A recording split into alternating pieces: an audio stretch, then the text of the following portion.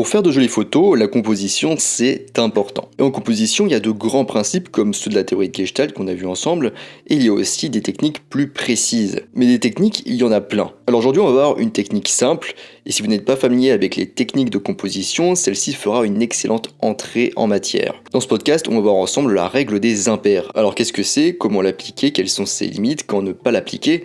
Eh bien, c'est ce qu'on va voir ensemble, main dans la main.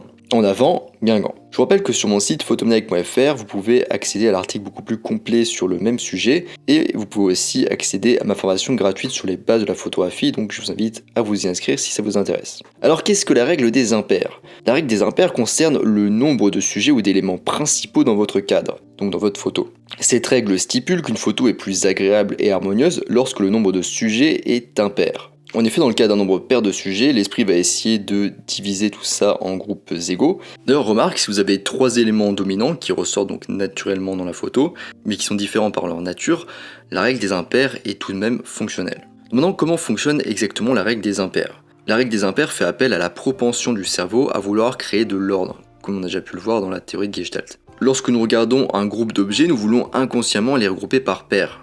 Si un groupe est composé de 2 ou 4 éléments, notre cerveau va immédiatement essayer de les séparer en deux groupes concurrents. Les nombres pairs provoquent une compétition pour l'œil qui se promène entre les groupes de tailles égales, essayant de déterminer quel est l'élément sur lequel nous devons nous concentrer. On pourrait un petit peu comparer ça à une partie de ping-pong où on regarderait la balle comme ça qui irait de droite à gauche. Et du coup le regard il stagnerait à ce niveau-là. Les nombres pairs créent une symétrie qui est en fait anormalement statique. Lorsque nous sommes confrontés à un nombre impair d'objets dans une photographie, le groupe ne peut pas être facilement organisé. Cela ajoute du dynamisme à la photo car le regard se déplacera entre les différents éléments présents dans la photo et du coup le spectateur la regardera plus longtemps. En fait, deux éléments ont tendance à se stabiliser l'un l'autre, ce qui peut fonctionner du point de vue de la composition mais n'ajoute pas de mouvement à une scène, de mouvement du coup dans le regard, alors que trois éléments permettent au spectateur de se déplacer d'un endroit à l'autre de la composition. Le sens de l'équilibre sera toujours présent mais c'est un équilibre fluide et dynamique. D'ailleurs, si le mouvement des yeux dans une photo vous intéresse, je vous conseille d'aller lire mes articles sur les lignes directrices et le rythme, vous allez écouter mes podcasts sur ces mêmes sujets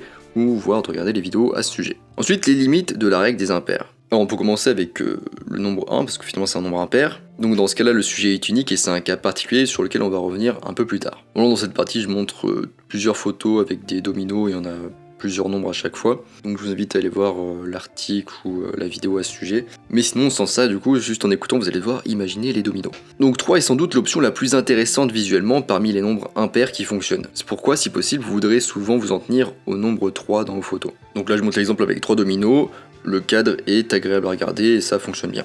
Et en fait là, dans ce cas-là, le cerveau il capte immédiatement le nombre 3, il n'a pas besoin vraiment de compter. 3 éléments, ça permet aussi d'en profiter pour mettre un élément dominant en avant. Avec par exemple 2 derrière un petit peu dans le flou en retrait et 1 plus devant. Ensuite on passe à 5, donc la photo semble toujours harmonieuse pour 5 sujets également. L'esprit comprend rapidement qu'il y a 5 éléments, il est toujours possible de les distinguer mentalement, même si ça demande un petit peu plus d'effort qu'avec 3. Et dans une moindre mesure, c'est aussi pareil pour 7, mais là on commence déjà un petit peu à avoir du mal à compter rapidement, on va dire, ou se dire rapidement qu'il y a 7 objets dans la scène. Et lorsqu'il y a 9 sujets, cela crée un peu de tension dans l'esprit du spectateur. On commence à avoir du mal à interpréter directement qu'il y a 9 éléments, en fait le cerveau commence à considérer qu'il y a beaucoup de pièces. Et plus de 9 éléments similaires, voire 9 éléments similaires, constituent un groupe pour le cerveau. Il va considérer qu'ils font partie d'un même ensemble. Et quand les éléments commencent à former un groupe, ça n'a plus vraiment d'importance d'avoir un nombre pair ou impair, ça n'a plus d'impact. Et finalement, à partir de 3 éléments, ce qu'on peut remarquer, c'est que ajouter plus d'éléments signifiera souvent perdre une partie de la force de la composition de cette règle. Maintenant, rapidement, on va voir la règle des impairs avec un seul élément. Donc 1 est un nombre impair, et c'est un peu un cas particulier de la règle des impairs, mais on remarque qu'elle fonctionne tout de même très bien. En photographiant de manière isolée l'élément principal, donc le sujet, vous pouvez focaliser l'attention de l'observateur sur lui, tout en conservant une composition agréable et simplifiée. En fait, cette règle, on l'applique naturellement lorsqu'on cadre très serré sur un sujet, comme par exemple en photo de portrait. Maintenant, comment appliquer la règle des impairs avec les nombres pairs? Vous avez bien entendu, il est possible d'appliquer la règle des impairs même si le nombre de sujets est pair. Vous devez ici utiliser la technique du regroupement. Les sujets du cadre doivent être regroupés de manière à ce qu'il n'y ait qu'un nombre impair de groupes, 3, 5 ou 7. Ainsi, lorsque vous verrez la photo finale, elle ressemblera à un nombre impair de sujets. Et là, normalement, je montre une photo, on voit 4 cailloux qui sont séparés. Donc dans cette photo, on voit chaque pierre séparément, parce qu'il n'y a aucune d'entre elles qui est plus ou moins associée à une autre. Et puis après je montre une seconde photo où là il y a 2 pierres l'une à côté de l'autre. Ensuite il y a une deuxième photo où on place une des pierres sur l'autre. Et du coup la première chose que l'on voit c'est un trio avec 2 individus et un couple. Et donc ici on tire parti de la tendance du cerveau à considérer en fait que deux choses, même plusieurs choses peuvent faire partie d'un tout si elles sont très proches. C'est le principe de proximité qu'on a vu dans la théorie de Gestalt. Et d'ailleurs cette astuce, elle ne se limite pas à la nature morte, même si c'est sans doute dans ce type de photo qu'elle est le plus facile à mettre en place. Vous pouvez aussi l'utiliser pour des séances de photos avec des personnes. Si vous photographiez un groupe de 4 amis, demandez à 2 d'entre eux d'interagir. Il peut s'agir de quelque chose de très visible comme le fait que l'un d'eux fasse du cheval sur l'autre, mais il peut aussi s'agir de mettre simplement un bras autour de l'épaule et de s'appuyer l'un sur l'autre. Mais il peut aussi s'agir simplement de se mettre les bras autour du cou par exemple et de se tenir l'un sur l'autre. Alors maintenant, comment appliquer la règle des impairs ? Déjà, dans un premier temps, vous devez identifier les sujets de votre photo. Ensuite, vous devez observer où et comment les éléments principaux sont regroupés et placés. Ensuite, vous devez vous assurer que le groupe principal est composé d'un nombre impair d'éléments. Le mieux, c'est de se concentrer uniquement sur le groupe principal et de ne pas faire attention aux autres, parce que les groupes moins importants n'auront pas d'importance dans cette règle. Ensuite, pour former le groupe, vous avez 3 solutions. Donc soit vous êtes doué en post-traitement, et donc vous faites ça en post-traitement. Le problème de cette technique, à moins d'être vraiment un expert de Photoshop par exemple, c'est qu'il peut être difficile de prévoir ce que l'ajout ou la suppression d'éléments donnera, et en plus de ça, la tâche est assez chronophage. La deuxième possibilité, donc si vous avez directement la main sur les éléments, dans ce cas, vous pouvez enlever ou rajouter un élément vous-même pour en avoir un nombre pair. Donc là, dans ce cas, c'est très facile. Donc cela fonctionne très bien pour la photo de nature morte, ainsi que la photo culinaire et pour la photo de produit. Enfin, troisième possibilité, si vous n'avez pas la main sur les éléments, ce qui est le cas le plus courant et le plus compliqué, le but sera d'ajuster votre composition pendant la prise de vue avec le cadrage notamment, donc pour éviter d'avoir à faire du post-traitement. Donc soit vous allez recadrer physiquement en reculant ou en avançant qu'en marchant, soit avec la distance focale en ajustant votre zoom par exemple, si vous avez un zoom. Alors après avec les êtres vivants, il y a aussi la patience qui peut fonctionner. Par exemple si vous photographiez des oiseaux, attendez qu'un oiseau sorte du cadre ou qu'un autre y entre. Et au pire, vous pourrez quand même recadrer en post-traitement si besoin.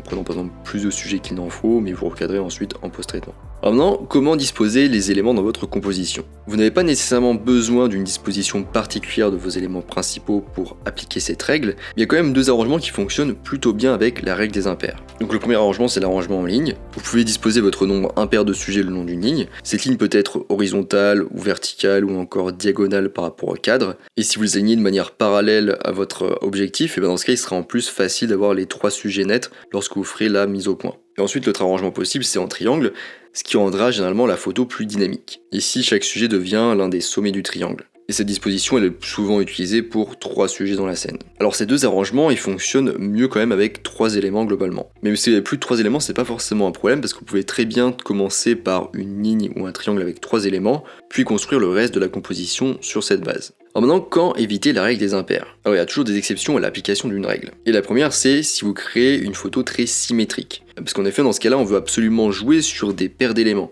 Ils vont agir comme des reflets l'un de l'autre sur les côtés opposés de la composition, et du coup, ils ne doivent pas être perturbés par un 3e élément. Ensuite, l'autre cas, c'est le cas où vous photographiez des duos établis, comme par exemple des couples ou des jumeaux. Il serait pas vraiment judicieux d'avoir une 3e personne, sauf si éventuellement c'est l'amant des 2 autres. Et enfin le dernier cas, c'est si vous photographiez des groupes indissociables, comme par exemple les visages du mont Rochemort. Parce que dans ce cas du coup c'est difficile de savoir qu'est-ce qu'on va laisser de côté pour respecter la règle des impairs. Puis en plus si on fait ça, ça casse un petit peu en fait ce que c'est comme si on enlevait une roue à une voiture pour qu'il y en ait 3.